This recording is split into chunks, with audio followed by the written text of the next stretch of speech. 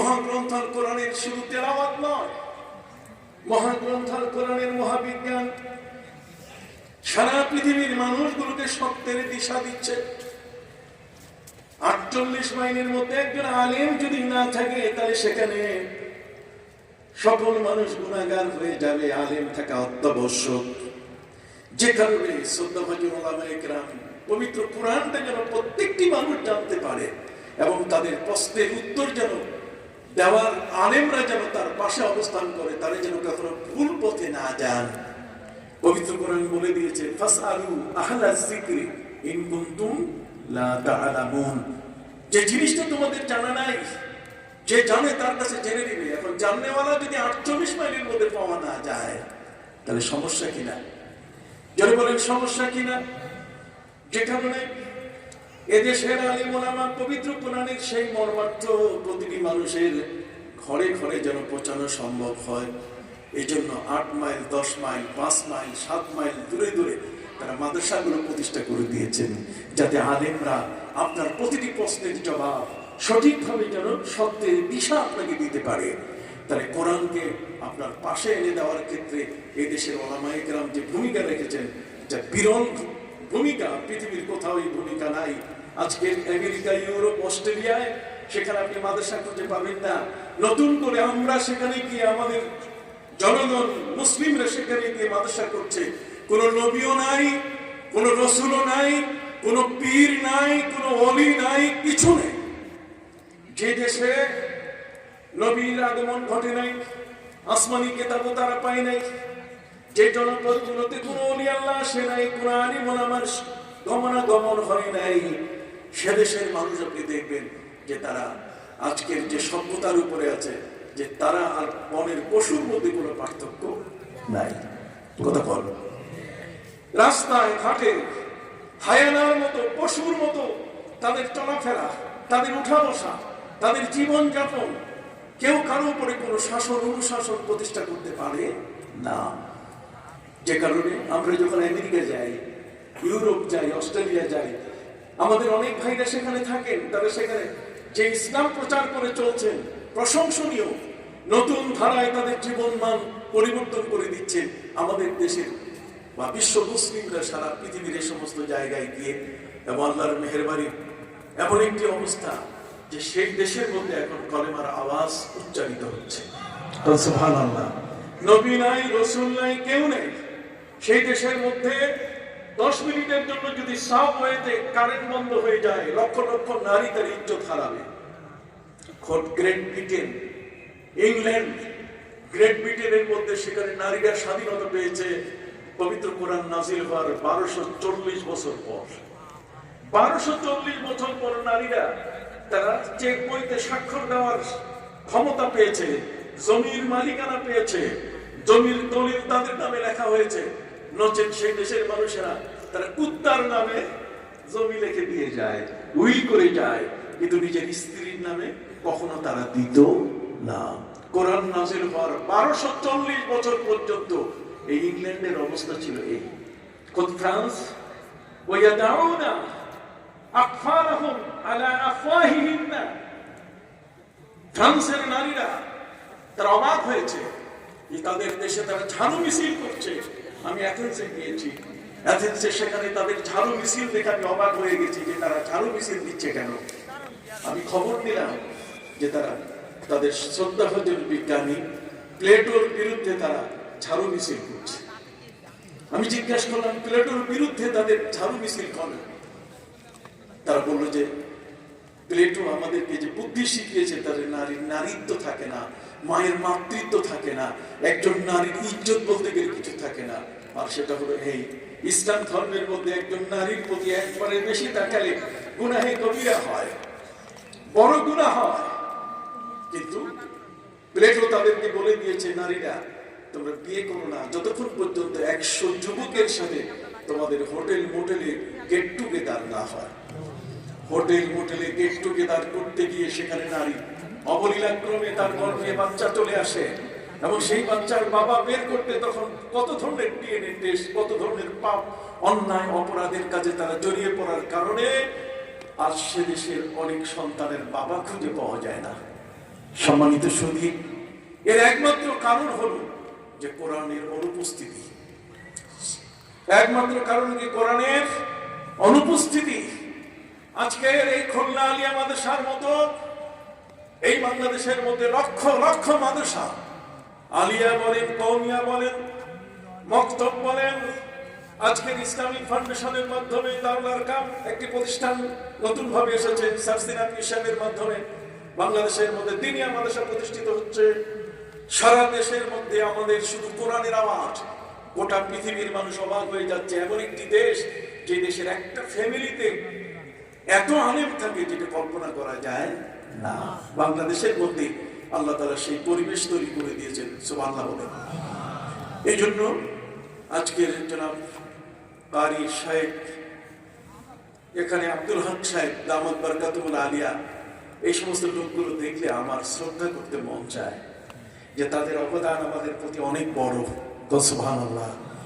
এরা কৌশল করে নবী করিম সাল্লাল্লাহু আলাইহি ওয়াসাল্লামের দরবারে উপস্থিত হয়েছিল এবং সেখানে গিয়ে টুপি, পোশাক, দাড়ি সব ঠিক করে নবী করিম সাল্লাল্লাহু আলাইহি ওয়াসাল্লামের কাছে কিছুদিন লেখাপড়া করে নবী করিম সাল্লাল্লাহু আলাইহি ওয়াসাল্লামকে প্রস্তাব করলো যে নবী আপনি একটু দিয়ে দেন, আমরা এদেরকে নিয়ে যাই, এরা ভালো কারি।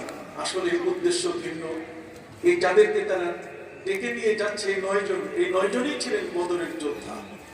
সুবহানাল্লাহ বলেন। এদের হাতে তাদের বাপ চাচারা মারা গেছে, কাজে এদের মাথার খুলি যদি নেওয়া যায়, তাহলে মাথার খুলি নিলে ওই মাথার মধ্যে মদ পান করলে এক একটা মাথার বিনিময়ে 100 টাকা করে পুরস্কার পাওয়া যাবে। নাউযুবিল্লাহি মিন যালিক।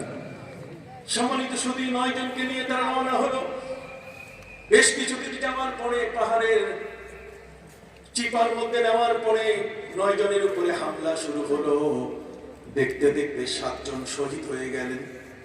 এদের এখন মাথা কেটে তারা নিয়ে যাবে মক্কায়। আর 2 জন ব্যক্তি, হযরতে যায়েদ ইবনে দাসানা, হযরতে খুবাইব রাদিয়াল্লাহু তাআলা আনহু, 2 জনে উঠলেন পাহাড়ের উপরে। কাফেররা দেখল এই 2 জনকে নামানোর অন্য কোনো উপায় নাই, তখন তারা নিজের ধনুকের রশি খুলে এরপরে ধনুকটাকে দেখাইতেই বলল, দেখো আমাদের হাতে তীর আমরা ফেলে দিয়েছি, ধনুকের রশি আমরা খুলে ফেলেছি, তোমরা নিচে নামো, তোমাদেরকে আমরা মারবো না। হযরতে খুবাইব রাদিয়াল্লাহু তাআলা আনহু, হযরতে যায়েদ ইবনে দাসানা তারা বললেন, তোমরা গাদ্দার, নবীর কাছ থেকে আমাদেরকে নিয়ে এসেছো, তোমাদের এলাকায় গিয়ে আমরা কোরআনের শিক্ষা দিব, কোরআন পড়াবো, আর পথে তোমরা আমাদেরকে মেরে ফেলতেছো। দেখতে দেখতে 7 জনকে তোমরা হত্যা করলে, শহীদ করে দিলে। ঠিক আছে, আল্লাহর উপরে ভরসা করে আমরা নেমে গেলাম। উপর থেকে 2 জনে নামার পরেই একজন হযরতে যায়েদ ইবনে দাসানাকে তারা সেখানেই শহীদ করে দিল। বাকি আছে হযরতে খুবাইব। নাম কি? খুবাইব, আপনারা জানেন।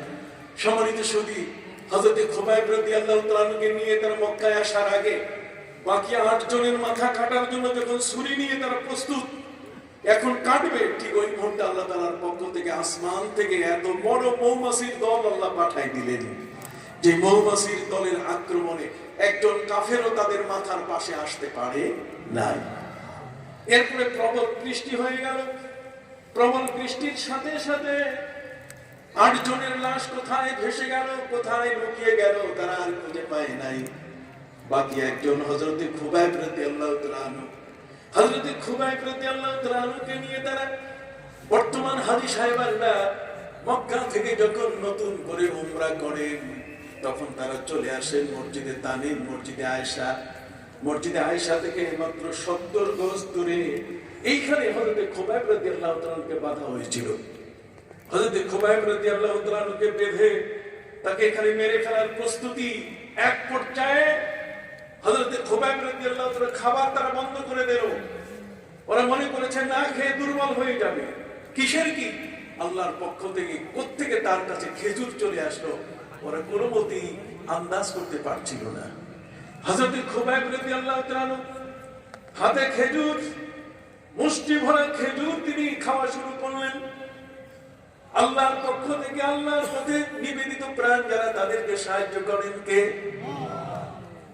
আল্লাহ পাক রব্বুল আলামিন ইচ্ছে করলে হযরত মরিয়মকে যদি আসমান থেকে তার জন্য প্রয়োজনীয় খাবার তিনি দিতে পারেন। ক্বালা ইয়া মারইয়াম আন্না লাকি হাযা ক্বালাত হুয়া মিন ইনদি সাবিলিল্লাহ। হযরত জাকারিয়া আলাইহিস সালাম মারিয়াম আলাইহিস সালামকে জিজ্ঞাসা করেছিলেন, মরিয়ম তোমার ঘরে খাবার কোত্থেকে এলো? এই মৌসুমে খুঁজে পাওয়া যায় না। হযরত মারিয়াম তিনি বললেন, এটা আল্লাহর পক্ষ থেকে আমাকে দেওয়া হয়েছে। অতএব আল্লাহর পক্ষ থেকে জীবিত ব্যক্তিদেরকে আল্লাহ যেমন দিতে পারেন, যারা আল্লাহর রাস্তায় শহীদ হয়েছেন তাদেরকেও তিনি কবরে খাবার দিতে পারেন কিনা। এই জন্য কবরের শহীদদেরকে আল্লাহ মৃত বলতে নিষেধ করেছেন। আল্লাহ বলেন, ওয়ালা তাকুলু লিমান ইউকতালু ফি সাবিলিল্লাহি আমওয়াত বাল আহইয়াউ ওয়ালাকিন লা তাশউরুন। যারা আল্লাহর রাস্তায় শহীদ হয়েছে তোমরা বলো না যে তারা মারা গেছে। বাল আহইয়া কালেমা ইস্তিদরাক, বরং তারা জীবিত। অন্য আয়াতের মধ্যে এসেছে বাল হুম মিন ইনদি রাব্বিহিম ইরযাকুন, বরং আল্লাহর পক্ষ থেকে তাদের কবরে রিজিক আল্লাহ পাঠায় দেন। তাহলে কবরের মধ্যেও রিজিক আসে, প্রকোষ্ঠের মধ্যে মরিয়মের ঘরের মধ্যেও রিজিক আসছে। সুবহানাল্লাহ বলেন। অতএব হযরত খুবাইব রাদিয়াল্লাহু তাআলা রাসূল সাহাবী, মক্কার প্রতারকরা মাথার খুলি উপস্থিত করতে পারলে 100 উট পুরস্কার দেবে। এই লোভে হযরতে খুবাইব রাদিয়াল্লাহু তাআলাকে যখন উপস্থিত করলো, খাবার বন্ধ করে দিয়েছে তাকে দুর্বল করার জন্য, যাতে পথ ছেড়ে দেয়। হযরতে খুবাইব রাদিয়াল্লাহু তাআলা খাবারও বন্ধ করছে। আল্লাহ তো খাবার বন্ধ করেন নাই, করছে তার হাতের মধ্যে খেজুর, তিনি খেজুর খাচ্ছেন। ওরা অবাক হচ্ছে যে খেজুর পেলে কোথায়? আল্লাহর পক্ষ থেকে দেওয়া হয়েছে। শেষ পর্যন্ত এত কিছু দেখার পরও হযরত খুবাইবের প্রতি তাদের আক্রোশ কমে না। 100 উট নিতে হবে একটা মাথা দিয়া। 8টা মাথা খুঁজে পাই নাই। আল্লাহ তাআলা ওই 8 জনকে তাদের মাথাগুলোকে হেফাজত করেছেন। 8 জনের মাথা আকাশ থেকে ওই বড় ধরনের মৌমাছির বিশাল দল এসে রক্ষা করার ব্যবস্থা করেছে। সুবহানাল্লাহ বলেন। সম্মানিত সুধী, হযরত খুবাইব রাদিয়াল্লাহু তাআলা এক পর্যায়ে যখন তারা জবাই করার প্রস্তুতি নিল, প্রস্তাব করলো, খুবাইব তোমাকে এখন মেরে ফেলবো। হযরত খুবাইব বললেন, তোমরা আমাকে 2 রাকাত নামাজ পড়ার সুযোগ দাও। মৃত্যুর পূর্বে 2 রাকাত নামাজ পড়ার এই নিয়ম চালু হলো নবীর একজন সাহাবীর মাধ্যমে। সুবহানাল্লাহ। হযরত খুবাইব রাদিয়াল্লাহু তাআলা জলদি করে 2 রাকাত নামাজ পড়ে তিনি তার মনের আবেগে কবিতা আবৃত্তি করলেন, ডাক দিলেন, লাস্তু উবালি হিনা উক্তালু মুসলিমান আলা আইয়ি যামবিন কানা ফিল্লাহি মাসরাই ওয়া যালিকা ফি যাতিল ইলাহি ইয়াশা ইউবারিকু আলা কুল্লি শাইইন মুমাজ্জাই। হযরত খুবাইব রাদিয়াল্লাহু তাআলা বলছেন, আমি মুসলমান হওয়ার কারণে আজকে তোমরা আমার জীবনটাকে শেষ করবে, যে আমার কোনো ভয় নাই, আমার কোনো পরোয়া নাই। লাস্তু উবালি হিনা উক্তালু মুসলিমান আলা আইয়ি জামবিন কানা ফিল্লাহি মাসরাই। যেদিকে তোমরা উল্টাবে আমাকে, আমার দেহ খণ্ড খণ্ড করে যদি টুকরা টুকরা করো, আমার আল্লাহ সেখানে বরকত দিয়ে তিনি আমাকে ধন্য করবেন যদি তিনি চান। সুবহানাল্লাহ বলেন। হযরত খুবাইব রাদিয়াল্লাহু তাআলা জবাই করলো। জবাই করার পরে বিশাল খুঁটির উপরে তাকে ঝুলাই রাখলো, লটকায় রাখলো। 40 জন পাহারাদার, 40টা ঘোড়া কাফেররা ঠিক করলো। 40 দিন পরে মাথার খুলি আলাদা করে তারপর সেই মাথার খুলিতে আমরা সবাই মিলে মদ পান করব। হযরত খুবাইব রাদিয়াল্লাহু তাআলার লাশ খুঁটির মাথায় কত উঁচুতে 40 জন পাহারা দিচ্ছে। মদিনায় নবীজি সাহাবায়ে কেরামকে নিয়ে বৈঠক ডাকলেন। সাহাবীরা, আমার 9 জন সাহাবীর মধ্যে ওরা 8 জনকেই মেরে ফেলেছে। এরপরে একজন ছিল হযরত খুবাইব, আর সেই খুবাইবকে জবাই করে তার লাশটাকে উপরে টাঙ্গায় রেখেছে। 40 দিন পর্যন্ত মানুষ দেখবে যাতে ইসলামের কথা কেউ যেন মুখেও নেওয়ার সাহস না পায়। অতএব কে আছো তোমরা আমার সাহাবী, তোমরা খুবাইবের লাশটা আমার কাছে এনে দিতে পারো। হযরত আলী বলেন, আমি। সুবহানাল্লাহ বলেন। কে? জোরে বলেন কে? হযরত আলী শেরে খোদা। ওয়াজ কিনা এটাও তো একটা ওয়াজ। তারপরে আপনি মদের ওয়াজে যাচ্ছেন কেন? যে হযরত আলী তিনি মদে মাতাও ছিলেন, মদ পান করেছেন, এই সেই কত কিছু ঝগড়া আপনি দেখেন না ইউটিউব গুলোতে। আজ আমাদের সম্মানী ব্যক্তিকে আমরা অসম্মান করতে অভ্যস্ত হয়েছি। হযরত আলী রাদিয়াল্লাহু তাআলার মতো মহা একজন সম্মানী ব্যক্তি, যার আকাশে নাম লেখা আছে আসাদুল্লাহিল গালিব, আল্লাহর বিজয় সিংহ, সেই শেরে খোদা হযরত আলী রাদিয়াল্লাহু তাআলা খাইবারের যুদ্ধে 80 মণ অথবা 800 মণ ওজনের দরজা এক আঙ্গুলের চটকায় উপরে উঠাইয়া তিনি ইহুদিদের দুর্গ দখল করে ফেলেছিলেন। এই হলেন হযরত আলী। হযরত আলীকে হাদিসের কিতাব খুলে দেখুন, তার মা হযরতে ফাতেমা বিনতে আসাদ, মায়ের গর্ভে ছিলেন হযরত আলী। হযরত আলীর আম্মা জান আমার নবীজির চাচি আম্মা, যার কাছে তিনি আশ্রয় নিয়েছিলেন, খাজা আবু তালেবের স্ত্রী হযরত আলীর মা। আলী তখন মায়ের পেটে, তিনি কাবা ঘরের ঝাড়ু দেওয়ার কাজ করতেন। নবীজির চাচি আম্মা খাজা আবু তালেবের স্ত্রী হযরত আলীর মা ফাতেমা বিনতে আসাদ, যার কবরে নবী নেমেছিলেন, সুবহানাল্লাহ, যাকে কবর দেওয়ার পরে নবী করিম সাল্লাল্লাহু আলাইহি ওয়াসাল্লাম কবরের উপরে তিনি উপর হয়ে পড়েছিলেন, দুই দিকের মাটিকে তিনি আটকায় রেখেছিলেন যে মাটিরে খবরদার এক হইস না আমার চাচি আম্মা। জবতাতুল কাবাত, এক হওয়ার জন্য দুই মাটি, দুই দিকের মাটি এক হচ্ছিল। নবীজি সাল্লাল্লাহু আলাইহি ওয়াসাল্লাম তিনি মাটির উপরে শুয়ে পড়ে, কবরের উপরে শুয়ে পড়ে দুই দিকের মাটি ঠেকাইছেন। আপনি হাদিসের কিতাব খুলে দেখেন। চাচি আম্মা হযরতে ফাতেমা বিনতে আসাদ, হযরত আলীর মা। সেই আলী হযরত ফাতেমা বিনতে আসাদ মায়ের গর্ভে আকস্মিকভাবে তিনি কাবা ঘর ঝাড়ু দিতে গিয়ে দেখলেন যে কাবা ঘরের দরজা খুলে দেওয়া হয়েছে।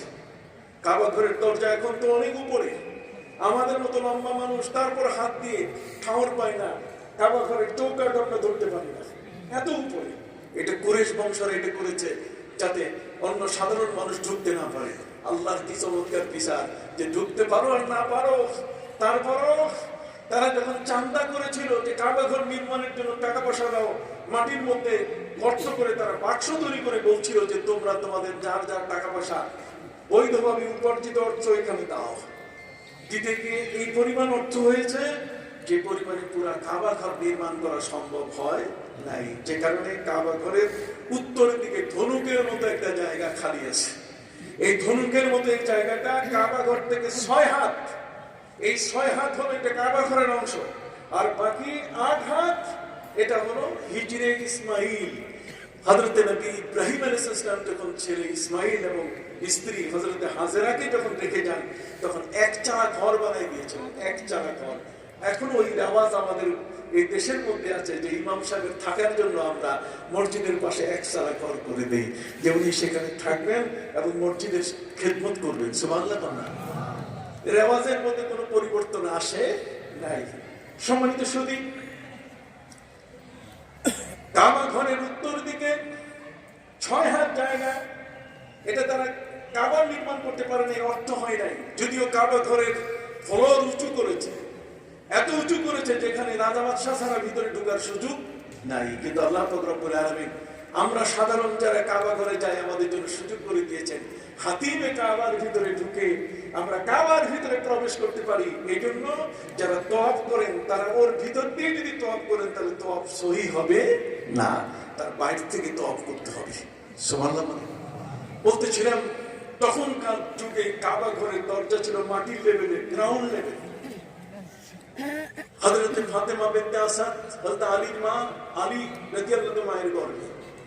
হাদিস শরীফের মধ্যে এসেছে হযরত আলী রাদিয়াল্লাহু তাআলা কাবা ঘরের ভিতরে মা যখন দেখলেন যে কাবা ঘরের দরজা খুলে দেওয়া হয়েছে, তখন হযরত আলীর মা কাবা ঘরের ভিতরে গিয়ে ঝাড়ু দেওয়া শুরু করলেন। এই ঝাড়ু দিতে দিতে এক সময় তার প্রসব বেদনা হলো, আর সেই প্রসব বেদনায় হযরত আলী রাদিয়াল্লাহু তাআলা কাবা ঘরের ভিতরে জন্ম নেন।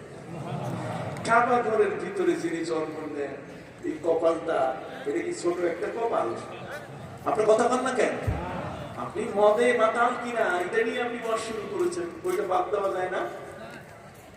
হযরত মা খাদিজাতুল কুবরার কত অবদান ইসলামে, কত বড় বড় অবদান, এটা বাদ দিয়া আপনি 3 তালাক খাইছে, এই ওয়াজটাতে গেলেন কেন? কথা বলবেন। হযরত মা খাদিজাতুল কুবরা 3 তালাক খেয়েছেন, এই ওয়াজটা তো করার দরকার ছিল না। এবং ওনার জীবনে মা আয়েশা, মা খাদিজা তিনি তালাক খেয়েছেন, এটা কোথাও প্রমাণ নাই, ইতিহাসের কোথাও নাই, হাদিসের কোথাও নাই। বিবরণের কোথাও নাই, পৃথিবীতে কেউ কোনো প্রমাণ দেখাতে পারবে না যে তিনি তালাক খেয়েছেন। হযরতে মা খাদিজাতুল কুবরা কখনো তালাক খান নাই। তার বিয়ে হয়েছে দুটো। প্রথম বিয়েতে একটি ছেলে জন্ম নেওয়ার পরে স্বামী মারা যায়। স্বামী মারা গেলে কি বউ তালাক হয় নাকি? আপনি কথা বলেন না কেন? অসুবিধা হচ্ছে? স্বামী মারা গেলে বউ কি তালাক হয়? বউ তালাক হয় না। অতএব মা খাদিজাতুল কুবরা যুবতী একজন নারী, স্বামী মারা গেল, আত্মীয় স্বজন বাবা মা সবাই মিলে তাকে আরেকজনের সাথে বিয়ে দিলেন। সেখানে একটি ছেলে জন্ম নেয়। ছেলে জন্ম নেওয়ার পরে সেই স্বামীও মারা যায়। মারা গেলে পরে এক পর্যায়ে তিনি সিদ্ধান্ত নেন যে আর বিয়ে করবেন না। নারীদের মধ্যে কোনো কোনো নারী তো এমন আছে যারা আর সিদ্ধান্ত নেয় না বিবাহের। সম্মানিত সুধী ভাইরা আমার, হযরতে মা খাদিজাতুল কুবরা রাদিয়াল্লাহু তাআলা তিনি আর বিয়ে করবেনই না। বাবার অঢেল সম্পদ, টাকা পয়সার কোনো অভাব নাই, তিনি ব্যবসা করে করে সংসার চালানো শুরু করেছেন। একটি পর্যায়ে তিনি দেখলেন ব্যবসায় শুধু ভাউসা দিয়ে মিথ্যা টাকা তার কাছ থেকে নিয়ে যায়, লাভের মুখ তিনি দিচ্ছেন না। তিনি জানতে পেলেন আমার নবীর খবর যে একজন বিশ্বস্ত লোক যার মধ্যে সততা আছে পরিপূর্ণ। এই জন্য তার নিজের গোলাম মাইসারাকে দিয়ে আমার নবীকে ডাক দিয়ে নিয়ে আসলেন। নবীকে নিয়ে এসে বলছে যে আমার ব্যবসাটা আবু বকর কি কুরাইশ বংশের, অতএব আপনি হবেন নবীর পরে খলিফা। হযরত আবু বকর সিদ্দিক রাদিয়াল্লাহু তাআলা দেখলেন উমরের দলিল এত বড়। আমি আগেই বলেছি উনি সাহেবুল মুওয়াফাকাত। সাহেবুল মুওয়াফাকাত মানে যে আল্লাহর কোরআন নাযিল হতো নবীর উপরে, কিন্তু তার আগে হযরত উমরের সিনার মধ্যে ক্রস কানেকশন হয়ে যেত। কোরআন নাযিল হতো কার উপরে? নবীর উপরে, কিন্তু সিনার মধ্যে আগে খবর হয়ে যেত কার? হযরতে উমরের। একটা উদাহরণ দেব একটা সময় নেব না, একটা উদাহরণ দেই। হযরতে উমর রাদিয়াল্লাহু তাআলা নবীকে দেখলেন যে কাবা ঘরের 7 বার তওয়াফ শেষ করে, এক তওয়াফ 7 চক্কর, অতএব 7 চক্কর শেষ করে তিনি সাফা পাহাড়ের দিকে সাই করতে যাচ্ছেন। হযরতে উমর রাদিয়াল্লাহু তাআলা তিনি ব্যারিকেড সৃষ্টি করে বলেন, হুজুর আপনি যাবেন না, আপনি এই মাকামে ইব্রাহিমের 2 রাকাত নামাজ পড়েন। নবীজি বলছেন উমর তুমি নবী না আমি নবী? এখানে নামাজ পড়তে কে বলবে? আমি বলবো না তুমি বলবে? উমর বলছেন আমি হক চাই। যখনই আমার নবীজি সাফার দিকে পা উঁচু করে যাওয়া শুরু করলেন, তখনই জিবরিল আমিন এসে ব্যারিকেড সৃষ্টি করে বললেন, হুজুর আপনি যাবেন না, যেহেতু আল্লাহ আদেশ জারি করেছেন ওয়াত্তাখিযু মিন মাকামি ইব্রাহিম মুসাল্লা। সুবহানাল্লাহ, আল্লাহ আপনাকে নির্দেশ দিয়েছেন মাকাম ইব্রাহিমকে, এখানে 2 রাকাত নামাজ আপনি পড়েন, এটা মুসাল্লা, আপনারা 2 রাকাত নামাজ পড়ুন। তাহলে দেখেন যে আয়াতটা নবীর উপরে নাযিল হচ্ছে, সে তার খবর আগে কার কাছে? ওমরের সিনার মধ্যে। সুবহানাল্লাহ বলেন। আব্দুল্লাহ ইবনে উবাই ইবনে সালুল একজন মুনাফিক, যে নবীর স্ত্রী হযরতে মা আয়েশার উপরে জিনার অপবাদ দিয়েছিল, কথা বল না, ব্যভিচারের অপবাদ দিয়েছিল। সেই আব্দুল্লাহ ইবনে উবাই ইবনে সালুল যখন মারা যাওয়ার সময় তার ছেলে, তার নাম আব্দুল্লাহ, বাপের নাম আব্দুল্লাহ, ছেলের নামও কি আব্দুল্লাহ। মহাকাণ্ড, বাবার বেটা 2 এক নাম। আব্দুল্লাহ ইবনে উবাই ইবনে সালুল মুনাফিক, বিনা ওযুতে নামাজ পড়তো, নবীর ইমামতিতে পিছনে পুরানা একসাথে আরেকজনের সাথে গুতাগুতি করে হাসাহাসি করত। নবী করিম সাল্লাল্লাহু আলাইহি ওয়াসাল্লাম তিনি একদিন আসরের নামাজ শেষ করে খুতবায় দাঁড়িয়ে বললেন, খোদার কসম, আজকে পিছনে কারা কারা হাসাহাসি করেছে এবং তোমরা কারা বেনামাজি বিনা ওযুতে এসে নামাজে অংশগ্রহণ করছো, আমি কিন্তু জানি। ওয়াল্লাহি ইন্নী লা আরাকুম মিন সাহারি কামা আরাকুম আমামি, খোদার কসম আজকে তোমাদেরকে আমি পিছন দিক থেকে এমন ভাবে দেখেছি যেমন আমি সামনে দেখতে পাই। এই মুনাফিক দুষ্টটা নবীর স্ত্রীর উপর অপবাদ দিয়েছে, হযরতে মা আয়েশার উপরে।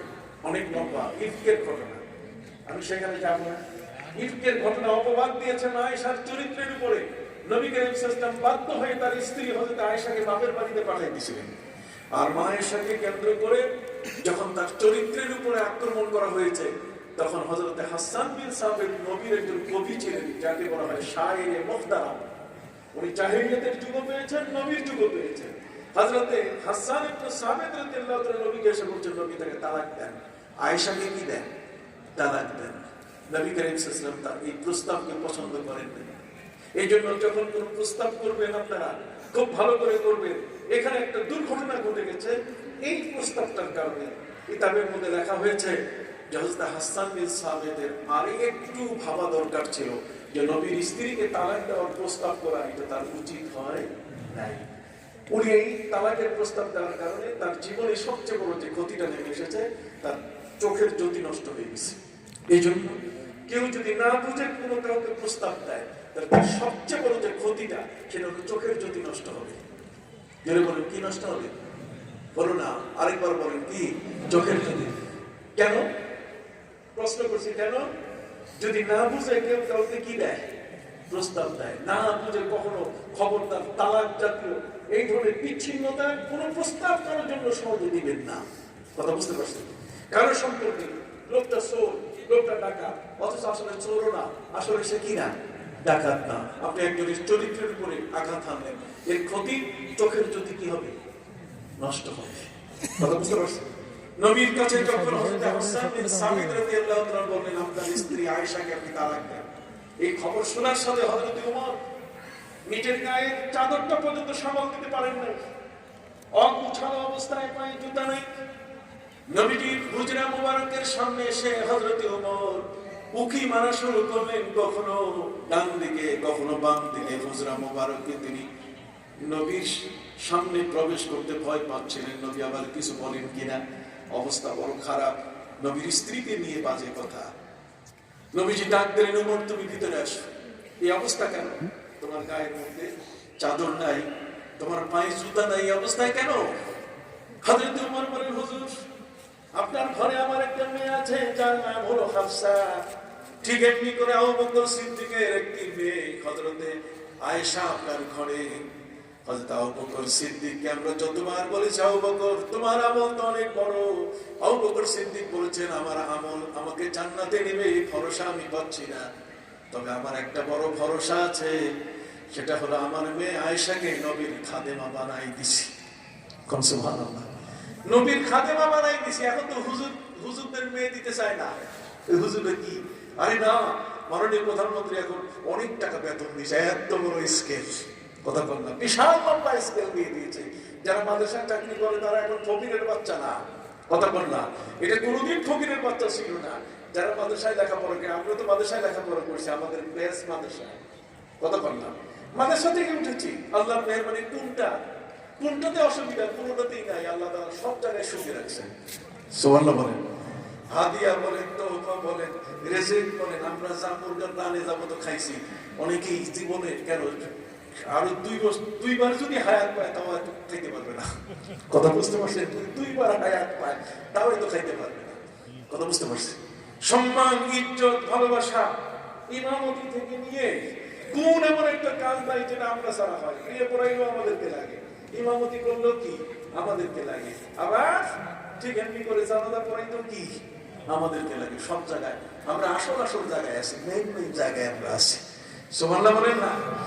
অতএব হযরত ওমর ফারুক রাদিয়াল্লাহু তাআলা আনহু তিনি নবীর কাছে এসে বললেন যে আপনি আবু বকর সিদ্দিকের ভালোবাসা এত বড় যে তিনি তার মেয়েটাকে আপনার খাদেমা বানাই দিয়েছেন, আপনার জন্য নিজের মেয়েটা উৎসর্গিত করেছেন। এই ওসিলায় যদি আল্লাহ তাকে মাফ করে দেন, অতএব যদি আয়েশাকে তালাক দেন তাহলে ওই পরিবারটা বাঁচবে না।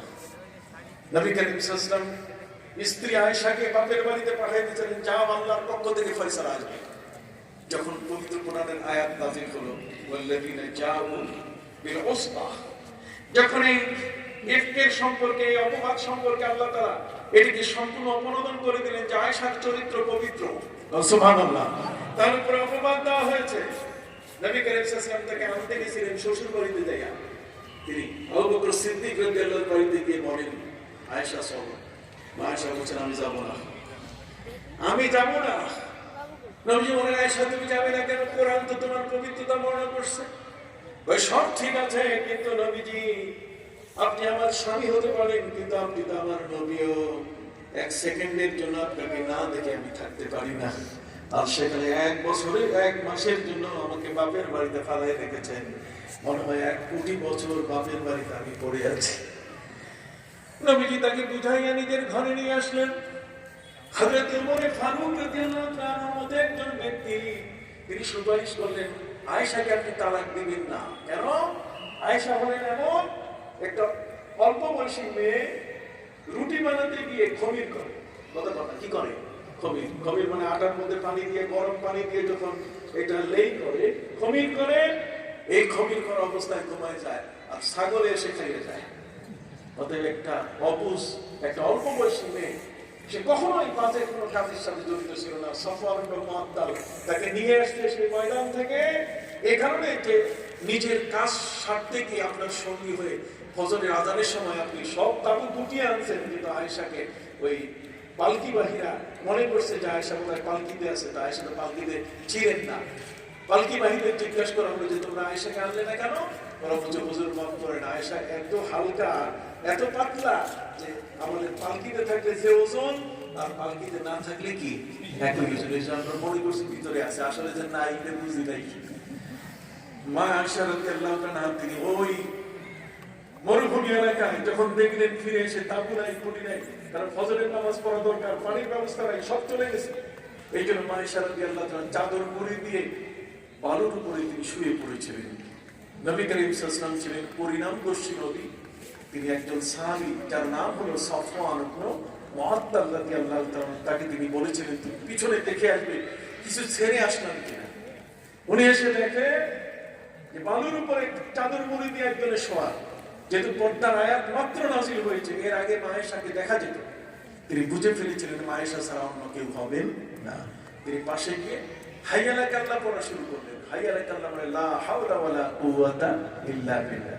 তিনি ইস্তিরজা করা শুরু করলেন। ইস্তিরজা মানে ইন্না লিল্লাহি ওয়া ইন্না ইলাইহি রাজিউন। আওয়াজ করে করে ওনার ঘুম ভাঙছে। তিনি বলেন মা আয়েশা আমি বুঝতে পেরেছি যে আপনি নবীর সঙ্গী হয়ে মদিনায় যেতে পারেন নাই, কাজে আপনি আমার উটের হাওদায় পালকিতে উপরে বসেন, আমি উটের পিঠে বসে আপনাকে নিয়ে যাব না, বরং উটের লাগাম এর রশি ধরে ধরে পায়ে হেঁটে আমি আপনাকে নবীর কাছে আমানত পৌঁছাই দেব। এই অবস্থায় যখন তিনি নিয়ে আসতেছিলেন, আব্দুল্লাহ ইবনে উবাই ইবনে সালুল ওই মুনাফিকটার বাড়ির সামনে দিয়ে রাস্তা ছিল। ও সকালবেলায় তাক বাজতে বাইরে হয়ে দেখে যে পালকির উপরে, উটের পিঠের উপরে আয়েশা আর রশি টেনে নিয়ে যাচ্ছে সফওয়ান ইবনে মুআত্তাল। বাস সে রটাই দিল যে আয়েশা এক যুবকের সাথে পাওয়া গেছে, কাজে তার চরিত্র নাই, সেই ব্যভিচারিণী ইত্যাদি। নাউযুবিল্লাহি মিন যালিক। এইটা তীরে তাল হয়ে হাসান বিন সাবিত রাদিয়াল্লাহু আনহু হুজুর তালাক দেন, আর হযরত ওমর সুপারিশ করলেন যে না, তাকে তালাক দেবেন না। রুটির খমির তৈরি করতে এসে ছাগলে খেয়ে যায় বলে ঘুমিয়ে পড়েন। কথা বুঝতে পারছেন? কাজে এত অবলা, একটা অবুঝ মেয়ে, আপনি তাকে তালাক দিয়েন না। যদি তাকে তালাক দেন, আবু বকর সিদ্দিকের পরিবার তছনছ হয়ে যাবে। কথা বুঝতে পারছেন? সম্মানিত সুধী, সেই ওমর রাদিয়াল্লাহু তাআলার কথা মা আয়েশা মনে করেছিলেন। আমরা মানুষের উপকারকে মনে রাখি না। হাল জাযাউল ইহসান ইল্লাল ইহসান। ওমর ফারুক রাদিয়াল্লাহু তাআলা যখন ইন্তেকাল করছেন, তখন তার ছেলে আব্দুল্লাহকে বলে গেলেন, আব্দুল্লাহ রে, আমি মারা গেলে পরে তুমি মা আয়েশার কাছে গিয়ে বলবে আমি নবীজির গোলাম ছিলাম, কোনদিন তুমি আমাকে আমিরুল মুমিনিন হিসাবে তার কাছে পরিচয় দিবে না। এরপরে গিয়ে বলবে যে আমার জীবনের বড় আশা যদি তিনি নবীর রওজার পাশে আবু বকর সিদ্দিক রাদিয়াল্লাহু তাআলার পাশে যদি আমার একটু কবরের জায়গা দেন, তুমি পরিচয় দিও আমি নবীর গোলাম ছিলাম। হযরত ওমর রাদিয়াল্লাহু তাআলা মারা যাওয়ার পরে তার ছেলে আব্দুল্লাহ ইবনে উমর যখন মা আয়েশার কাছে গিয়ে বলেন যে আমার বাপের তো গোসল দিয়েছি, জানাজা পড়েছে, এখন দাফনের জন্য কবর খুঁড়ি নাই। উনি একটা আবেদন করে গেছেন যে উনি আজীবন নবীর গোলামি করেছেন, নবীর রওজার পাশে আবু বকর সিদ্দিকের কবর, এর পাশে জায়গা যদি একটু দেন। উনি আবেদন করছেন। তখন মা আয়েশা তার মনে পড়লো ওই বিপদের দিনে যখন আমাকে তালাকের প্রস্তাব আসছে, এই মনেই সেই তালাকের প্রস্তাব কাটাইয়া আমাকে সেখানে তালাক না দেওয়ার ব্যাপারে নবীকে সুপারিশ করছে। অতএব যার এত বড় অবদান নবীর সংসারে টিকে থাকার ব্যাপারে, আমার বেলায় যিনি এই অবদান রেখেছেন, ওয়াল্লাহি লা উয়াসসিরান্নাহু আলাইয়া, খোদার কসম আমি উমরকে আমার উপরে প্রাধান্য দিয়ে দিলাম। আমি চেয়েছিলাম যে নবী রওজার পরে আবু বকর সিদ্দিক আমার পিতার কবর, তারপর আমার কবর হবে, কিন্তু আমি এখন আমার নিজের কবরের জায়গাটা উমরকে উৎসর্গ করলাম। দেখছেন, ভালো কাজ করলে ভালো প্রতিকার পাওয়া যায়, নগদ পাওয়া যায়, পৃথিবীতেই পাওয়া যায়। চিৎকার দিয়ে বলে সুবহানাল্লাহ। মান আমিলা সালিহান ফালিনাফসি ওয়া মান আসা ফাআলাইহা ওয়া মা রাব্বুকা বিযাল্লামিল লিল আবিদ। এই ঘটনা যে দুষ্ট মানুষটি ঘটাই দিল, তার নাম হলো আব্দুল্লাহ ইবনে উবাই ইবনে সালুল। এই মুনাফিকটা যখন মারা যায়, তার ছেলেকে আব্দুল্লাহকে বলছে যে বেটা, আমি মরে গেলে পরে তুমি দুইটা কাজ করবা। একটা হলো নবীর জুব্বা মোবারক দিয়ে আমার কাফন পরাবা, আর নবীকে দিয়ে আমার জানাজা পড়াবা। ওই যে বিনা উজুতে নামাজ পড়তো। ছেলে জিজ্ঞেস করছে, বাবা এটা কি করে সম্ভব? নবীর জুব্বা দিয়ে আপনি কি করবেন? কার বেটা, কবরের মধ্যে দাফন যখন করবা, কাফন যখন আমার গায়ে থাকবে নবীর জামা, ফেরেশতা এসে আমাকে জিজ্ঞেস করে মুনকার নাকির মান রব্বুকা, তোমার রবকে। আমি সাথে সাথে ধমক দেব, গেট আউট। দুইজন ফেরেশতা জিজ্ঞাসা করে, কিরে এত বড় সাহস বেটা, দুনিয়ার কেউ গেট আউট আমাদেরকে বলবো না, তুমি গেট আউট শিখলে কই? তখন আমি বলবো, দেখো না আমার গায়ে কার জামা? নবীর জামা। আমি নবীর 1 নম্বর ভক্ত, আমি ভেজাল কেউ না। আসলে তো 1 নম্বর কি? ভেজাল। জোরে বলেন, আসলে 1 নম্বর কি? এই ধরনের ভেজালি মানুষ কিন্তু আমাদের মধ্যে আছে, যারা ভেজালি কথা কইতেছে, যারা আমাদের বুকে হাত বাঁধায় কথা, যারা আমাদেরকে নানাভাবে আমাদেরকে ইসলামের আমলগুলো থেকে বহু দূরে সরিয়ে দেয়। খবরদার, এগুলোতে কথা শোনা যাবে না। আব্দুল্লাহ ইবনে উবাই ইবনে সালুল বলে দিল, 2 নম্বর, আমি নবীর জানাজা পেলে আমি কিয়ামতের ময়দানে বুক উঁচা করে বলবো, নবীর জানাজা আমার কপালে নসিব হয়েছে। কাজে আমি 1 নম্বর মুসলমান। সম্মানিত শুধু সেই লোকটা যখন মারা যায়, ছেলে নবীর কাছে গিয়ে বলছেন, আমার বাপের এই ওসিয়ত যে আপনি জুব্বা দিবেন, জানাজা পড়াবেন। নবী বলছেন, ওকে। সুবহানাল্লাহ, সুবহানাল্লাহ না। পৃথিবীর মধ্যে আমরা হলে তো বেটা মর ওরে কুত্তা দিয়ে কষ্ট খাও, কিন্তু নবী তা করেন। এত বড় শত্রু, নিজের স্ত্রীর উপর অপবাদ, এত বড় কঠিন অপবাদ দেওয়ার পরও আমার নবী সাল্লাল্লাহু আলাইহি ওয়াসাল্লাম তাকে শত্রুর জায়গায় রাখেন নাই। এটাই হচ্ছে ওয়ামা আরসালনাকা ইল্লা রাহমাতাল লিল আলামিন ওয়া ইন্নাকা লাআলা খুলুকিন আযীম। এই আদর্শ আমাদের মধ্যে নেই। আমরা হচ্ছে প্রতিহিংসা পরায়ণ, প্রতিশোধ গ্রহণকারী ভূমিকায় আমরা সবসময় অবতীর্ণ হই। এটা কখনো হওয়া যাবে না। সম্মানিত সুধী, নবীজি সাহাবায়ে কেরামকে ডাক দিলেন, চলো আব্দুল্লাহ ইবনে উবাই ইবনে সালুলের জানাজা পড়তে যাই। সবাই অবাক, এই দুষ্টটা এত বড় একজন দুরাচার, তার জানাজা নবী পড়তে যাচ্ছেন। সাহাবায়ে কেরাম বলছে, চলো আমরাও যাব। কিন্তু হযরত ওমর রাদিয়াল্লাহু তাআলার সামনে এসে বলছে, নবী যাবেন কই? তো আব্দুল্লাহ ইবনে উবাই ইবনে সালুলের জানাজা পড়তে চাই। নবী বলছেন, হবে। ওমর বলছেন, হবে না, যাওয়া হবে। নবীজি বলছেন, ওমর যাওয়া হবে না কেন? ওইটা মুনাফিক, তার জানাজা যে পড়তে পারবো না। তোমার কাছে কোনো দলিল আছে? কোরআনের দলিল? ওমর বলছে, আছে। আমার কাছে কোরআনের কি আছে? দলিল আছে। নবীজি বলছেন, তাহলে ওমর পড়ো দেখি। হযরত ওমর তিনি পড়া শুরু করলেন, ইস্তাগফারতা লাহুম আও লাম তাস্তাগফির লাহুম। হে নবী, তাদের জন্য দোয়া করেন আর দোয়া নাই করেন, ওয়ালা ইস্তাগফারতা লাহুম 70 মাররা, যদি 70 বার দোয়া করেন, লা ইয়াগফির আল্লাহ, লা ইয়াগফির আল্লাহ, আল্লাহ কখনো কবুল করবেন না। কাজে লাভ কি? জানাজা করে কোনো লাভ নেই। হুজুর জামা আমার হাতে দেন, চলেন সব ফিরে যাই। নবীজি বলছেন, তুমি নবী না আমি নবী? ওমর বলছেন, হুজুর নবী তো আপনি। তাহলে শোনো, সাজিদু আলাস সাবিন, আল্লাহ বলছেন 70 বারও যদি দোয়া করি, তাহলে আল্লাহ এটা গ্রহণ করবেন না। আমি যদি 71 বার করি, সুবহানাল্লাহ কর, একটা হাসি দেন। এটা আমার নবীর এত চমৎকার, বিশ্বনবী মহানবী সাল্লাল্লাহু আলাইহি ওয়াসাল্লামের এই আদর্শ। তিনি বলছেন, সাজিদু আলাস সাবিন। খুবাইব রাদিয়াল্লাহু তাআলার লাশ লাঠির মাথায়, খুঁটির মাথায় ঝুলে রাখা হয়েছে। 40 জন পাহারাদার। 40 দিন পর্যন্ত এই লাশ বাইরের মানুষ দেখবে আর শিক্ষা গ্রহণ করবে, যার কখনো যেন ইসলাম নেওয়ার সাহস না পায়, ইসলাম যেন গ্রহণ করতে না চায়। নবীজি বললেন, তোমাদের মধ্যে কে আছো ওই লাশটাকে উদ্ধার করে নিয়ে আসবে? কোথায়? মদিনা আর কোথায়? মক্কা। 426 কিলোমিটার দূরে। মক্কা হচ্ছে কাফেরদের নাগালের ভিতরে। হযরত খুবাইব রাদিয়াল্লাহু তাআলার সেই লাশ ঝুলন্ত অবস্থায় খুঁটির উপরে, 40 জন পাহারাদার, এদের চোখের সামনে কে নামিয়ে দিতে পারবে বলো? হযরত আলী বলছেন, হুজুর আমি। সুবহানাল্লাহ কোন না? হযরত আলী বলেন নবীজি আমি, নবীজি বলেন তাহলে ঠিক আছে তুমি যাও। হযরত আলী বলেন হুজুর আমি যাব তো বটে, তবে একজন সঙ্গী হলে খুব ভালো হয়। নবীজি বললেন তোমার মন মতো সঙ্গী বাছাই করো।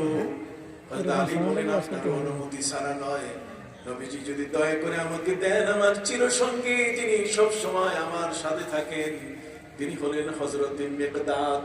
নাম কি? মিকদাদ। মিকদাদকে আপনি আমার সাথে দেন। সুবহানাল্লাহ বলেন। সেই মিকদাদকে নিয়ে হযরত আলী রাদিয়াল্লাহু তাআলা দুইজন দুই ঘোড়ার পিঠের উপরে সওয়ার হয়ে ঘোড়া চাবুক মারলেন ঘোড়াকে।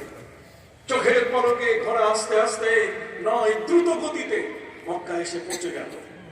ঠিক সন্ধ্যাবেলায় সূর্য ডুবছে, ঠিক এমন একটি মুহূর্তে যখন ওই মসজিদে তানিম, মসজিদে আয়েশা তানিমের পাশে হযরত খুবাইবের লাশ যেখানে রক্ত ঝরতেছে, হযরত আলী রাদিয়াল্লাহু তাআলা সন্ধ্যাবেলায় সূর্য ডুবার সময় সেখানে উপস্থিত হওয়ার মুহূর্তে আল্লাহর কুদরতি ক্ষমতায় এই 40 জনের চোখের মধ্যে আল্লাহ এত ঘুম দিলেন যে তারা নাকের মধ্যে খাররাটা টানা শুরু করেছে, নাক ডাকা শুরু করেছে, নাক ডেকে ডেকে ঘুমাইতেছে। হযরত আলী মিকদাদকে বলেন দেখো 40 জনই ঘুমাই পড়ছে। দিনের বেলায় সন্ধ্যার বেলা অন্তত দুইটা লোকেরও তো চোখ খোলা থাকবে। কি বলেন ঠিক কিনা? আল্লাহর এত কুদরতি ক্ষমতা। সুবহানাল্লাহ বল। হযরত আলী রাদিয়াল্লাহু তাআলা তিনি সেই খুঁটির পাশে মিকদাদের কাঁধের উপরে পা দিয়ে হযরত খুবাইব রাদিয়াল্লাহু তাআলা লাশ তিনি যে কাটা যেগুলো ছিল লোহা মারা ছিল সেগুলোকে খুলে তাকে নিজের বুকের উপরে নিয়ে নিচে নামলেন এবং ঘোড়ার উপরে উঠে চাবুক মারলেন। দুইজনে এখন মদিনার পথে। সুবহানাল্লাহ। লাশ উদ্ধার হয়ে গেল। হযরত আলী রাদিয়াল্লাহু তাআলা তিনি ওই ব্যক্তি যিনি হযরত উমর রাদিয়াল্লাহু তাআলা পার্লামেন্টে বসে হিজরতের কথা বলছেন। হিজরতের প্রস্তাব যিনি করলেন যে আমাদের বছরের এই নামটা হবে হিজরি বর্ষ। মনে আছে কিনা? আমি হযরত আলী সম্পর্কে এই কারণে বললাম যে আজকে কিছু লোক সাহাবায়ে কেরামকে নিয়ে সমালোচনা করে। কতক্ষণ? সাহাবায়ে কেরাম তাদের আপন আপন অবস্থানে তাদের অবদান এত বড় যে তাদের ওই অবদান এমন যে আমরা যদি উহুদ পাহাড় সমপরিমাণ অর্থ দান করি আর ওরা যদি একটা সামান্য পরিমাণ কিছু দান করেন, তাহলে আমাদের এই দানগুলো তাদের যে ঘোড়া যুদ্ধের ময়দানে নাকের মধ্যে ছিদ্রের মধ্যে যে লাগাম লাগানো, সেখানে বালুকণা যতটুকু লেগে আছে একটা ক্ষুদ্র বালুকণার সমানও আমাদের সেই উহুদ পরিমাণের সমান আমরা দান করলে সেই সমান হবে না। সুবহানাল্লাহ বলেন। এই জন্য খুব সাবধান। সাহাবায়ে কেরামের অবদান, সাহাবায়ে কেরামের ইসলামের প্রতি তাদের যে অবদানগুলো, এগুলো ছোট করে দেখার সুযোগ নাই। ভাইরাস আমাদের মধ্যে একদল বাতিল ফিরকা, তারা বলছে 6 জন সাহাবীর নামে রাদিয়াল্লাহু তাআলা বলা যাবে না। হযরত সামুরা ইবনে সুন্নাত রাদিয়াল্লাহু তাআলা সহ 6 জন সাহাবীর নামে পড়া যাবে না। ওরা এখন বাংলায় নামাজ পড়ে। কিসের নামাজ? নামাজ আরবিতে পড়বেন, কোরআনের আয়াত দিয়ে পড়বেন না বাংলায়? আপনার কথা বলেন না কি? সূরা দিয়ে পড়বেন। ওরা বলছে কিসের সূরা? আল্লাহু আকবার বলে না তারা?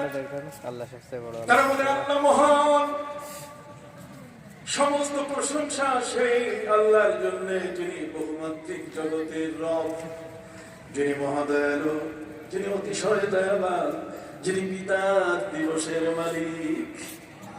বাংলায় নামাজ পড়তেছে বাংলা। এই বাঙালি মানুষ, এদের মধ্যে একদল আবার বাংলায় খুতবা শুরু করে দিয়েছে। জুমার খুতবা আরবিতে পড়ে না, জুমার খুতবা কি বাংলায় পড়ে। অথচ নবী করিম সাল্লাল্লাহু আলাইহি ওয়াসাল্লামের 2 জন সাহাবী তারা আরব প্রান্তের বাইরে থেকে এসে ইসলাম গ্রহণ করেছেন। তার মধ্যে হযরত সালমান ফারসি রাদিয়াল্লাহু তাআলা তিনি পারস্য বংশোদ্ভূত ব্যক্তি, আর হযরত সুহাইব রুমি রাদিয়াল্লাহু তাআলা যিনি রোম থেকে এসে নবী করিম সাল্লাল্লাহু আলাইহি ওয়াসাল্লামের কাছে ইসলাম গ্রহণ করেছেন। নবী করিম সাল্লাল্লাহু আলাইহি ওয়াসাল্লামের ইন্তেকাল মোবারকের পরে স্ব ঘরে তারা ফিরে গেছেন। সম্মানিত সুধী, কিন্তু হযরত সালমান ফারসি তিনি ফার্সি ভাষায় তিনি জুমার খুতবা পড়েন নাই। হযরত সুহাইব রুমি রোমে পৌঁছার পরে তিনি রোমান ভাষায় নিজস্ব ভাষায় তিনি খুতবা পড়েন নাই। শাহ ওলিউল্লাহ মুহাদ্দিস দেহলভী রাহমাতুল্লাহি আলাইহি তিনি পরিষ্কারভাবে লিখে দিয়েছেন যে আরবি ভাষায় খুতবা পড়া ওয়াজিব। জোরে বলেন, আরবি ভাষায় খুতবা পড়া কি ওয়াজিব? নতুন মৌলবী, নতুন কথা বুঝতে পারছি? কেমন সম্মানিত সুধী, বিনয়ের সাথে আপনাদের সামনে আমি তুলে ধরতে চাই, ইসলামের ক্যালেন্ডার তৈরি হচ্ছে। প্রথম মাস হবে মুহররম। জোরে কোন প্রথম মাস কি? মুহররম। এখন বর্ষটার নাম কি হবে? হযরত আলী রাদিয়াল্লাহু আনহু প্রস্তাব করলেন সেই বর্ষটার নাম হবে হিজরি বর্ষ। কেন হিজরি বর্ষ? যে হিজরতের রাতে নবীর সাথে যে কঠিন ঘটনাগুলো ঘটেছে, যখনই মুহররম মাস আসবে, হিজরি বর্ষ আসবে, তখন এই নবীর উম্মতরা তাদের পরিজার মধ্যে সেই ব্যথা বেদনা নিবে, সেই ব্যথাটাকে অনুভব করবে যে এই রাতে নবীজি হিজরত করে মদিনায় গেছে। সেদিন নবী করিম সাল্লাল্লাহু আলাইহি ওয়াসাল্লাম 3 রাতের জন্য জাবালে সুরে উঠেছিলেন। যখন তিনি নিজের ঘর ছেড়ে বের হচ্ছেন, কাফেররা টের পেয়ে গেল যে মুহাম্মদ উনি কোথাও চলে যাচ্ছেন, চলো ওনাকে যেতে দেব না আমরা।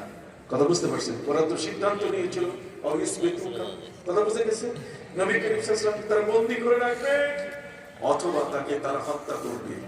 কি বুঝতে পারছেন? কিন্তু নবী চলে যাচ্ছেন, চতুর্দিকে তারা নবীকে ঘেরাও করে বসেছিল, একেবারে বেড়ার মতো পাহারা, নবী যেন কোনো মতেই বের হতে না পারে। হিজরতের এই কঠিন রাতে, ভয়ঙ্কর রাত, হযরত আলী বলেন ইসলামের এই ভয়ঙ্কর রাতটা মুসলমানদের বর্ষপঞ্জির নাম হওয়া উচিত। তিনি এই কারণে প্রস্তাব করলেন যে বর্ষটার নাম হবে হিজরি বর্ষ। জোরে করেন, কি বর্ষ? হিজরি। আমরা তো সেইভাবে গুরুত্ব দেই না, আমাদের কাছে সেই গুরুত্ব নাই। আমরা যতটুকু January, February, March, April, May, June, July, August, September, October, November, December আমরা জানি। আমরা এই পয়গম্বরী মাস, পয়গম্বরী বছর, হিজরি বছরের গুরুত্ব কি আমরা সেই বিষয়টা কখনো গুরুত্ব দেই না। উচিত ছিল আমাদের এগুলো গুরুত্ব দেওয়া। আপনাদের কষ্ট হচ্ছে বাবা? সম্মানিত সুধী, অনেক কথা, আমি কয়েকটি কথা আজকের মাত্র আপনাদের সামনে তুলে ধরছি। এই হিজরি বর্ষের প্রস্তাবক হলেন হযরতে আলী। হযরত আলী রাদিয়াল্লাহু আনহু তিনি প্রস্তাব করলেন। কেন? যে নবী যখন ঘর থেকে বের হচ্ছেন, তখন কাফেররা ঘিরে ফেরার পরে নবী আল্লাহকে বললেন যে আল্লাহ, আমি এখন কি করতে পারি? ওদের ঘেরাও করে বসেছে, আমি বের হবো কি করে? আল্লাহ বলছেন, নবী আপনি আপনার পায়ের পাশে যা ধুলা আছে, বালু আছে, হাতে নিয়ে আপনি ছুঁড়ে মারেন। নবীজি হাতের পাশে বালুগুলো হাতে নিয়ে তিনি ছুঁড়ে মারলেন। ছুঁড়ে মারার সাথে সাথে কাফেরদের সব চোখ বন্ধ হয়ে গেল। আল্লাহ বলে দিলেন, নবী আপনি ছুঁড়ে মারুন, ওদের সবার চোখগুলোকে আমি বন্ধ করে দেব, ওপেন চোখগুলো লক করে দিয়ে দিব। চোখের উপরে যে তাদের সাড়ার গুলো আছে এমন ভাবে লাগাই দেব ওরা একজনও আপনাকে দেখবে না। আমার নবী সাল্লাল্লাহু আলাইহি ওয়াসাল্লাম তিনি যখনই বালুগুলো হাত থেকে ছুঁড়ে মারলেন, বাতাসকে আল্লাহ নির্দেশ দিলেন সবার চোখের ভিতরে ঢুকো। চোখের মধ্যে ঢুকে সব চক্ষু অন্ধ করে দিয়ে দিল। আল্লাহ বলছেন, এখন আপনি বাইরে হন। নবী এখন নিরাপদে বের হয়ে গেলেন। বের হওয়ার পরে আল্লাহ তাআলা নবীকে মেসেজ দিয়ে দিলেন, নবী আপনি যে এই বালুগুলো নিক্ষেপ করছেন, এই হাতটা আপনার ছিল না, এই হাতটা ছিল আল্লাহর হাত। وَمَا رَمَيْتَ إِذْ رَمَيْتَ وَلَكِنَّ اللَّهَ رَمَى। হে নবী, আপনি যখন নিক্ষেপ করছিলেন, আপনার নিক্ষেপ, বালু নিক্ষেপটা আপনি করেন নাই, বরং কে করেছেন? আল্লাহ করেছেন। কি চমৎকার! এখানে অনেক ব্যাখ্যা যার শেষ নাই। এরপরে নবীজি চলে গেলেন কত কষ্ট করে রাতের গভীরে জাবালে সুরে। হযরত আবু বকর সিদ্দিক রাদিয়াল্লাহু আনহু বলছেন, নবী আমি ভয় পাচ্ছি। নবীজি বলছেন, ভয় পাবেন না, আল্লাহ আমাদের সাথে আছেন। ৫,৫০০ কদম উপর জাবালে সুর, আমি ২ থেকে ৩ বার সেখানে উঠেছি। আমার নবীজি যেখানে বসেছিলেন আবু বকর সিদ্দিক রাদিয়াল্লাহু তাআলাকে নিয়ে, যেখানে সাপ আবু বকর সিদ্দিক রাদিয়াল্লাহু তাআলাকে দংশন করেছিল, সাপের দংশনের ইতিহাস কত চমৎকার। সাপ আল্লাহর কাছে আবেদন করেছে, মাবুদ তোমার নবীকে একবার দেখতে চাই। গাছ আবেদন করেছে, মাবুদ তোমার নবীকে একটু আদর করতে চাই। সুবহানাল্লাহ। গাছের আবেদন নবীকে আদর করবে, সাপের আবেদন নবীকে কি করবে? এক নজর দেখবে। কথা বুঝতে পারছেন? সম্মানিত সুধী, হযরত ইউলা ইবনে মুররা রাদিয়াল্লাহু তাআলা তিনি বলেন কুন্না ফি সাফারিন মান নবী সাল্লাল্লাহু আলাইহি ওয়াসাল্লাম, আমরা নবীজির সঙ্গী হয়ে একটি সফরে ছিলাম। নবী করিম সাল্লাল্লাহু আলাইহি ওয়াসাল্লাম ওই সফরের মধ্যে তিনি ক্লান্ত হয়ে গেলেন। ফাস্তাযাল্লান নবী সাল্লাল্লাহু আলাইহি ওয়াসাল্লাম তাহতা শাজারা, নবীজি গাছের নিচে ছায়ায় তিনি বসে বিশ্রাম নেওয়া শুরু করলেন। ফানামা, এই বিশ্রামের মধ্যে তিনি ঘুমিয়ে পড়লেন। আমরা দেখতে পেলাম পারলাম ফারাইনা শাজারাতা খারাজাত মিন আসলিহা, আমরা দেখলাম একটা গাছ তার মূল শেকড় সহ মাটির উপরে উঠে মানুষ যেমন হাঁটে ঠিক এমনি করে হেঁটে হেঁটে নবীর দিকে আসা শুরু করেছে। হযরত ইউনা ইবনে মুদ্রা রাদিয়াল্লাহু তাআলা তিনি বলেন ফারাইনা শাজারাতা আল্লাতী খারাজাত মিন আসলিহা সুম্মা মাশাত, হাঁটা শুরু করেছে। নবীর কাছে এসে গাছটা পুরা তার ডালপালা পাতাগুলো এলিয়ে দিল। এরপরে নবীর গায়ের উপরে এলিয়ে দেওয়ার পরে আবার গাছটা স্বাভাবিকভাবে নিজের জায়গায় চলে গেল। ফালাম্মাস্তাইকাযান নবী সাল্লাল্লাহু আলাইহি ওয়াসাল্লাম মিন নাওমিহি, নবীজি যখন ঘুম থেকে জেগে উঠলেন, ফাযাকারনা লাহু যালিকা, আমরা নবীকে বললাম হুজুর এই যে একটা গাছ দেখলাম, এই গাছটা মানুষের মতো পায়ে হেঁটে শেকড় সহ উপরে উঠে মানুষের মতো পায়ে হেঁটে আপনাকে এসে আদর করে আবার চলে গেল, নবী কি দেখলাম? নবী বললেন ইন্নাহার শাজারাতুন ইস্তাযারাত রাব্বাহা, এটা একটা গাছ যে গাছটা আল্লাহর কাছে আবেদন করেছিল আমাকে একটু দেখার জন্য, আমাকে একটু আদর করার জন্য। আল্লাহ তাকে সেই সুযোগটা করে দিয়েছেন। সুবহানাল্লাহ। তাহলে আবেদন আল্লাহ কখনো রিজেক্ট করেন না। আল্লাহ বলছেন উদউনি আস্তাজিব লাকুম, অ্যাপ্লাই করো রিপ্লাই দিব, অ্যাপ্লাই করো কি দিব? রিপ্লাই দিব, রিজেক্ট করব না। কারণ দোয়া কখনো আল্লাহর কাছে রিজেক্ট হয় না। হযরত নবী ইব্রাহিম আলাইহিস সালাম 16 বছর বয়সে সন্তান চেয়েছেন, আল্লাহ তাকে 100 বছর বয়সে মঞ্জুর করছেন। কথা বল না, দোয়া কোনোদিন আল্লাহর দরবারে বান্দার দোয়া কখনো বাতিল হয় না। আমরা বাতিল করি 5 বছর পর পর আবেদন পত্র সব ডিস্ট্রয় করে দিই, এগুলো সব জ্বালাইয়া করে শেষ করি, কিন্তু আল্লাহ কোনোদিন বান্দার আবেদনকে নাকচ করেন না। সম্মানিত সুধী, হিজরি সন হযরত নবী করিম সাল্লাল্লাহু আলাইহি ওয়াসাল্লাম সেই জামালে সুরে সেখানে মাকড়সা জাল বেঁধে দিল, কবুতরে ডিম পারল। কথা বল, 3 দিন 3 রাত এই কষ্টের এই সময়টাকে ইতিহাসের পাতা থেকে স্মরণ করার জন্য হযরত আলী রাদিয়াল্লাহু তাআলা প্রস্তাব করলেন কি, যে বর্ষটার নাম রাখা হোক কি হিজরি বর্ষ। সবাই বলেন কি বর্ষ? না আরো বলতে হবে, বলেন কি বর্ষ? হিজরি বর্ষ। আবার বলেন কি বর্ষ? তাহলে সেই হিজরি বর্ষের গুরুত্ব এটা কি জানুয়ারির চেয়ে আমাদের কাছে কম? বৈশাখ আসলো কেন? এই যে বছর আজকে বাংলা বর্ষ, বাংলা বর্ষ কে করেছেন? সম্রাট আকবর করেছেন। আকবর দেখবেন এই সময়তে যারা কৃষক তারা তাদের সবকিছু তাদের জমিদারের কাছে জমা দেওয়ার জন্য, জমিদারের ট্যাক্স খাজনা জমা দেওয়ার জন্য এই সময়টা অ্যাপ্রোপ্রিয়েট সময়। উনি বৈশাখ জ্যৈষ্ঠ আষাঢ় শ্রাবণ এগুলো সব ঠিক করবেন। সম্মানিত সুধী, আর জানুয়ারি ফেব্রুয়ারি আসলো কোত্থেকে? জানুয়ারি ফেব্রুয়ারি এই যে ডিসেম্বর পর্যন্ত এগুলো আসছে করতে, এগুলো এসছে, এটারও ইতিহাস আছে।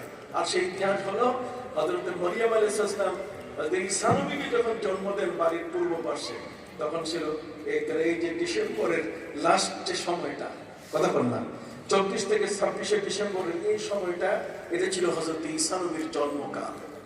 কথা বুঝতে পারছেন? বেথলেহেমে বা বাইতুল হেমে, বাইতুল লাহাম, এই বাইতুল লাহামে বেথলেহেমে এখানে হযরত ঈসা নবীর জন্মকাল, এটাকে কেন্দ্র করে তারা বর্ষ গণনা করেছে।